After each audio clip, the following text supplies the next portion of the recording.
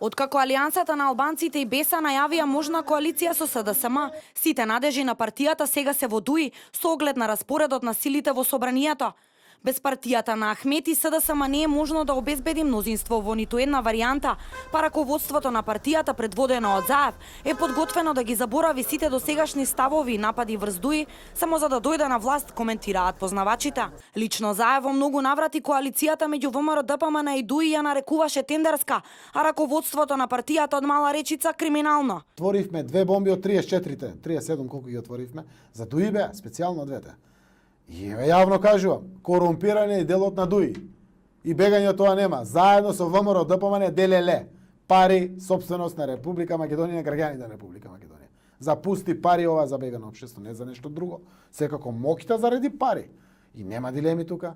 Покрај Заев жестоки критики на адреса на интегративците пристигаа и од дел од раководството на СДСМ. Поранешниот новинар, а сега член на Централниот одбор на партијата Мухамед Зекири, кандидатите на Дуи за нови министри и заменици министри во владата ги нарече нови деца послушници за една употреба. Осем што социјалдемократите се подготвени да ги голтнат сите кнедли за кажаното за Дуи и раководството, во обид да се привлече партијата на Ахмети, меѓу членството има стравување дека Заев е подготвени на максимални отстапки на сите барања во платформата, вклучително и на тие што задираат во унитарниот карактер на државата.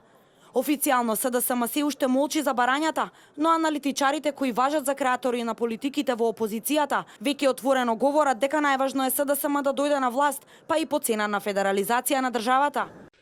Содржината на платформата, која јас се обидувам да не ја коментирам, е направена таква да биде неприфатлива за ВМРО, односно да ВМРО има доволно отстапка и оправдување заради тоа што ќе оди во опозиција, а истовремено таму нема речиси ништо спорно за СДСМ да направи влада со Дуи. Крајот ќе си го добија мандатот втората по големина партија во собранието, таа ќе и пристапи на Дуи, бидејќи таква е математиката, ќе се побара поддршка и од другите, веќе се усогласуваат ставовите, гледате како се кристализира гламурозната платформа, се распадна, се сведе на 4-5 применливи точки, нема ништо спорно во тие точки, без разлика на драмите што се обидуваат да ги прават. Весникот Дневник деновиве пишуваше дека дел од членството на СДСМ е подготвено да се спротистави на евентуалниот договор на Заев со Ахмети, бидејќи оценуваат дека тој би се косел со целокупното политичко делување на опозицијата во минатиот период.